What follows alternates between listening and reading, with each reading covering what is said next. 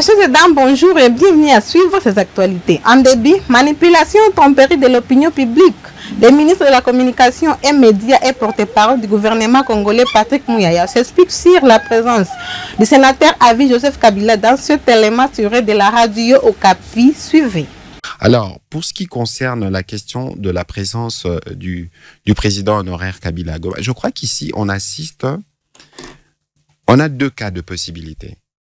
Soit c'est un acte de lâcheté, où on ne veut pas véritablement assumer ce qui a été pourtant annoncé, y compris par d'autres leaders de l'opposition que vous connaissez, soit qu'on est dans une vaste manipulation, où on a manipulé des sources crédibles, des médias, pour une annonce qui en réalité n'avait que les feux d'un brouillard.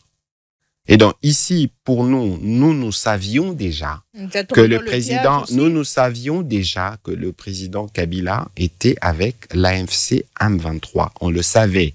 La question pour nous, ce n'était pas le fait qu'il est à Goma ou qu'il n'y aille pas, parce qu'il y a un faisceau convergent d'éléments qui l'attestent, parce que le président de la République le dit depuis longtemps. Parce que lorsqu'il avait annoncé qu'il rentrerait au pays par la province orientale ou la grande orientale, on a vu comment cette agitation. Mais justement, non, on n'a pas besoin de nous agiter encore une fois pour des choses que nous connaissons. Mais alors, si c'était réellement le cas, pourquoi ne pas l'assumer? Pourquoi ne pas montrer des photos? Parce qu'on a fait l'annonce. Ça veut dire qu'on était heureux et fiers de faire l'annonce, y compris par d'autres relais. Mais lorsqu'on est arrivé sur place, alors, si on est vraiment arrivé, pourquoi on ne se montre pas? Pourquoi on veut se cacher derrière, donner l'impression qu'on a voulu, ou qu'on a voulu manipuler des médias? Il faut s'assumer pleinement. Parce qu'ici, il n'y a pas besoin d'être hypocrite. Il y a eu une tribune publique où le président Kabila s'est exprimé en soutien au M23. Et donc, la question pour nous, ce n'est pas qu'il soit à Goma ou pas. La question pour nous, c'est que nous savons, et l'idée d'ailleurs d'y aller, c'était une preuve supplémentaire, y compris pour les bonnes âmes. Ah, vous confirmez qu'il était à Goma? J'ai dit l'idée. Attention. L'idée d'y aller, ceux qui doivent confirmer doivent. Vous ne savez donc ceux pas qui s'il sont était là, là non, ou pas? madame, je ne jouerai pas au jeu de mots avec vous. Moi, c'est que je vous dis, c'est que pour nous, nous savons que le président Kabila est en connivence avec l'M23 depuis bien longtemps. Je vous ai donné les exemples de sorties publiques du président de la République qui en a parlé. Je vous ai dit aussi, c'est que le ministère de la Justice était en train de travailler pour arriver à montrer ce qu'elle a montré. Et donc, aujourd'hui, on n'a pas, nous, besoin d'aller dans des suppositions parce que c'était dans leur stratégie. Et si leur stratégie était si bonne et si forte, eux-mêmes doivent être en mesure de revenir devant le peuple congolais pour dire, écoutez, voilà. Mais pourquoi vous lancez ces poursuites maintenant seulement, puisque vous aviez déjà beaucoup d'éléments sur cette appartenance ou cette complicité entre le président Kabila et l'AFC M23? Ça, c'est le temps de la justice. Peut-être qu'il faut vous référer au ministre d'État, ministre de la Justice, qui pourra vous édifier à ces sujets-là. Toujours dans ces actualités, le ministre d'État du Budget, Aimé Boudou Sangara, a plaidé pour un partenariat stratégique fondé sur la paix dans l'Est de la République démocratique du Congo. Lors de la rencontre des assemblées de printemps, il est dans cet élément. D'abord, commencer par remercier et féliciter l'équipe de Awakening Hub et l'université de George Washington University qui nous ont permis de nous adresser à une audience composée des différents décideurs. Nous avons, dans la salle, il y avait des diplomates, il y avait des investisseurs, des gens qui gèrent les fonds d'investissement, mais bien sûr, un bon nombre de nos compatriotes qui sont curieux d'apprendre ou de savoir ce qui se passe au niveau de notre pays. Et donc aujourd'hui, j'ai eu l'opportunité d'exposer sur deux sujets. Le premier est entré au rapprochement commercial entre les États-Unis et la RDC. Et là, je me suis étalé sur la vision de la République démocratique du Congo en tant que pays qui regorge d'énormes ressources naturelles et qui est prêt à accueillir des investissements des États-Unis. J'ai évoqué la question des discussions en cours sur les échanges commerciaux dans les secteurs miniers, les investissements américains dans les secteurs miniers, en insistant sur le fait que cette fois-ci, il est important que nous puissions insister sur l'importance de la transformation locale de nos minéraux pour pouvoir créer beaucoup plus d'emplois et permettre aux Congolais de bénéficier de ces ressources naturelles. Dans un deuxième temps, j'ai échangé autour de la stratégie budgétaire pour effectivement mettre en œuvre cette stratégie d'investissement en République démocratique du Congo. Et là, je me suis étalé sur les efforts que nous avons fournis since l'avènement du président Félix-Antoine Tshisekedi à la magistrature suprême, les efforts sur le plan budgétaire, l'augmentation des prévisions budgétaires, le fait qu'on a quasiment quadruplé le niveau du budget de l'État. Et aussi, je me suis étalé sur les réformes qui visent à améliorer la qualité de la dépense et une bonne orientation des ressources budgétaires vers les priorités établies par le président de la République pour diversifier notre économie et permettre aux Congolais d'accéder de plus en plus aux revenus qui sont générés par les produits miniers et aussi qui sont générés par voilà.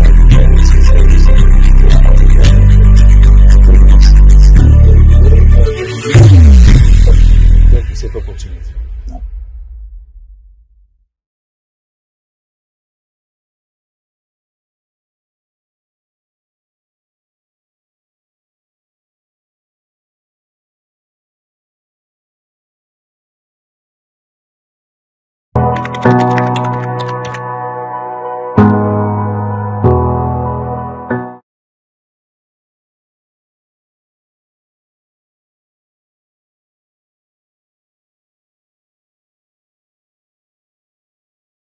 Toujours dans le même angle, un partenariat stratégique entre la RDC et l'Indonésie a été le point de discussion en vidéoconférence entre le président de la République et son homologue indonésien. Le reportage.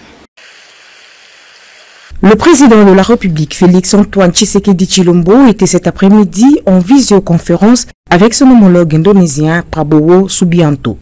Il était question du partenariat économique que veulent sceller ces deux pays signataires du pacte de l'Amazonie en leur qualité de deux principaux leaders de grands bassins forestiers au monde. Ces partenariats visent aussi la coopération stratégique dans le cadre de la diplomatie, les infrastructures, les développements économiques et cela dans les secteurs des mines, agriculture et écologie. Sachant que l'Indonésie est la plus grande économie de l'Asie du Sud-Est, un homme d'affaires avéré, le président indonésien Prabowo Subianto avait lancé officiellement une invitation à son homologue RD congolais Félix-Antoine Tshisekedi Tshilombo pour une visite d'État. L'objectif étant d'établir la coopération stratégique en vue de faire face aux défis économiques et environnementaux. Conscient de l'enjeu, le chef de l'État a promis d'harmoniser son agenda pour une descente en Indonésie dans les prochaines semaines.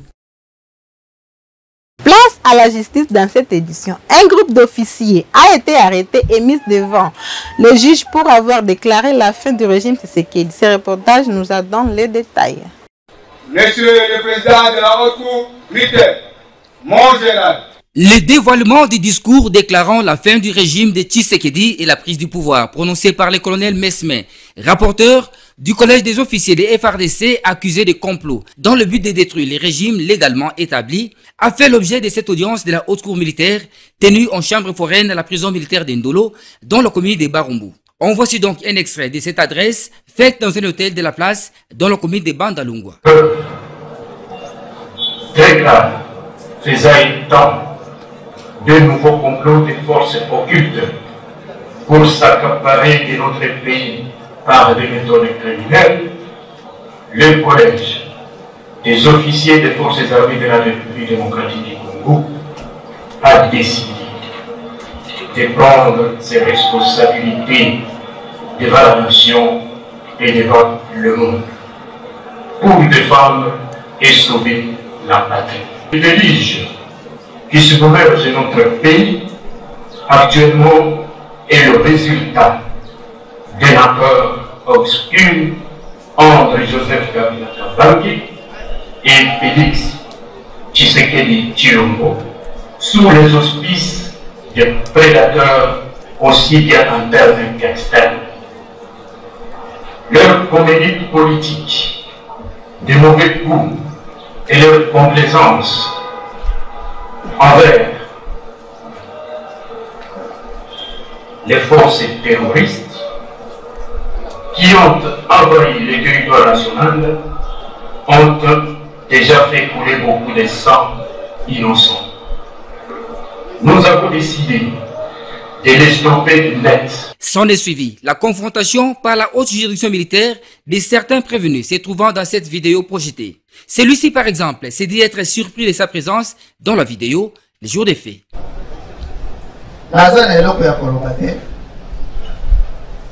On s'est retrouvé à double mission.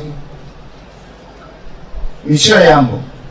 Naya, Nazwa Mutuka, pour nous faire dans la garage. Et puis, au Sénégal, et là, comme posto et Silaki. Ma présence dans cet endroit se justifie par le fait que je devrais bénéficier du colonel Mesme de quelque chose pour la survie de ma maison. Pour le reste de ce qu'il avait prévu concernant les renversements du pouvoir, j'ai été tout simplement surpris. Surprise pour la première fois à Yokiamo. À noter que 40 prévenus comparaissent dans cette affaire, dont le général Erickson Inyengele Bakati de l'unité garde républicaine que le ministère public considère comme étant les chefs des bandes. Clôturons ces actualités, mesdames et messieurs. La Cour constitutionnelle et la Cour de cassation sont instrumentalisées à outrance par la présidence de la République démocratique du Congo, dénonce Matata Ponyo, alors que 20 ans de peine lui sont réservés. Il s'exprime dans cet élément. Vous avez été surpris, comme moi, par l'extrait des rôles de la Cour constitutionnelle, m'invitant de nouveau à comparaître devant elle sur l'affaire Boukangalonzo, alors que tous les Congolais pensaient que ces dossiers étaient classés sans suite. Comme vous pouvez vous l'imaginer, ces dossiers, plutôt politiques que judiciaires, réapparaissent comme un sphinx chaque fois que les pouvoirs politiques initient une action en sa faveur pour ratisser l'arche. Pour mémoire, le dossier Boukangalonzo est né parce que j'ai refusé d'intégrer l'Union sacrée. Il a été réactivé pour m'empêcher de créer mon parti politique, les LGD. Il est réapparu pour me dissuader de poser ma candidature à la présidentielle.